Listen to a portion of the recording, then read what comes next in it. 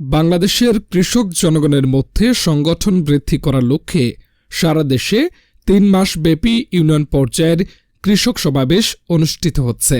এরই অংশ হিসেবে ঢাকার ধামরাই উপজেলার কুশুরা ইউনিয়নে কৃষক দলের উদ্যোগে একটি সমাবেশ আয়োজিত হয়।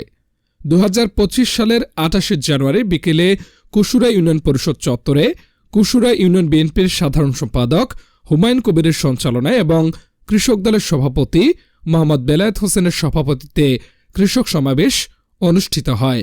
এ সময় উপস্থিত ছিলেন বাংলাদেশ কেন্দ্রীয় কৃষক দল সাংগঠনিক সম্পাদক দীপু হায়দার, ধামরাই উপজেলা বিএনপির সাধারণ সম্পাদক শামসুল ইসলাম, কুশুরা ইউনিয়ন বিএনপির সভাপতি আব্দুল হাই, সাবেক সহসভাপতি, ঢাকা জেলা ছাত্রদল HM লুৎফুর রহমান, ধামরাই উপজেলা কৃষক দল সভাপতি নজরুল ইসলাম, কুশুরা বাজার বণিক সমিতির সভাপতি জহিরুল ইসলাম, ধামরাই উপজেলা যুবদল সাবেক সাংগঠনিক সম্পাদক ফারুক হোসেন, ঢাকা জেলা কৃষি বিষয়ক সম্পাদক জাহাঙ্গীর আলম, ইউনিয়ন কৃষক দল সাংগঠনিক সম্পাদক আব্দুল কাদের, উপজেলা ছাত্রদলের সাবেক সহ সাংগঠনিক সম্পাদক আলী ইমাম, উপজেলা ছাত্রদলের আপ্যায়ন বিষয়ক সম্পাদক রুবেল হোসেন, পল্লব ছাত্রদল নেতা রায়হান সহ বিএনপি এবং সহযোগী সংগঠনের নেতৃবৃন্দ।